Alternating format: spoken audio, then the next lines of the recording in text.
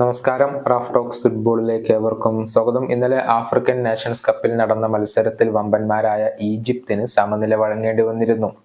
ഗാനയായിരുന്നു ഈജിപ്തിനെ സമനിലയിൽ തളച്ചത്. രണ്ട് ടീമുകളും 2 ഗോളുകൾ വീതം നേടിക്കൊണ്ട് സമനിലയിൽ പിരിയുകയായിരുന്നു. മുഹമ്മദ് ഖുദ്സിന്റെ ഇരട്ട ഗോളുകളാണ് ഗാനയ്ക്ക് യഥാർത്ഥത്തിൽ തുണയായത്. അതേസമയം ആദ്യ 2 മത്സരങ്ങളും ഇപ്പോൾ സമനില വഴങ്ങിക്കൊണ്ടാണ് ഈജിപ്ത് പൂർത്തിയാക്കിയിട്ടുള്ളത്. ഈ മത്സരത്തിൽ അവർക്ക് ഏറ്റവും കൂടുതൽ തിരിച്ചടി ഏൽപ്പിച്ച കാര്യം സൂപ്പർ താരം മുഹമ്മദ് സലായുടെ പരിക്കാണ്. ആദ്യ പകുതിയുടെ അവസാനത്തിലാണ് സല അസ്വസ്ഥത പ്രകടിപ്പിച്ചത്. തുടർന്ന് അദ്ദേഹത്തെ പിൻവലിക്കുകയും ചെയ്തു. ഹാംസ്ട്രിങ് ഇഞ്ചുറിയാണ് സംശയിക്കപ്പെടുന്നത്.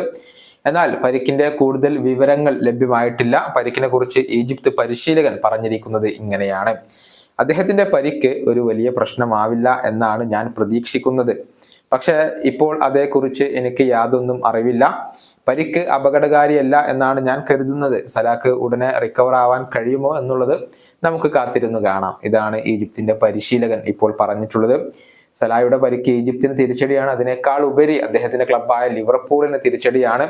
സലായുടെ കാര്യത്തിൽ ഏറ്റവും കൂടുതൽ ആശങ്കപ്പെടുന്ന വ്യക്തി അത് മറ്റാരുമല്ല, ലിവർപൂളിന്റെ പരിശീലകനായ യുർഗൻ ക്ലോപ്പ് തന്നെയാണ്. സലാ എത്രയും പെട്ടെന്ന് മടങ്ങിയെത്താൻ വേണ്ടി ഈജിപ്ത് ഗ്രൂപ്പ് ഘട്ടത്തിൽ തന്നെ പുറത്താവാൻ താൻ ആഗ്രഹിക്കുന്നു എന്നുള്ള കാര്യം ക്ലോപ്പ് തന്നെ തുറന്നു പറഞ്ഞിരുന്നു. ക്ലോപ്പിനെ സംബന്ധിച്ചിടത്തോളം ഈ പരിക്ക് വളരെയധികം ആശങ്ക നൽകുന്ന ഒരു കാര്യമാണ്. ഇംഗ്ലീഷ് പ്രീമിയർ ലീഗിൽ 20 മത്സരങ്ങൾ കളിച്ച താരം 14 ഗോളുകളും 8 അസിസ്റ്റുകളും സ്വന്തമാക്കിയിട്ടുണ്ട്. ലിവർപൂളിനെ മുന്നോട്ട് കൊണ്ടുപോകുന്നത് ഈ ഒരു ഈജിപ്ഷ്യൻ സൂപ്പർ താരം തന്നെയാണ്. ഈ വീഡിയോയുടെ അവസാനിപ്പിക്കുന്നു. വീണ്ടും കാണാം.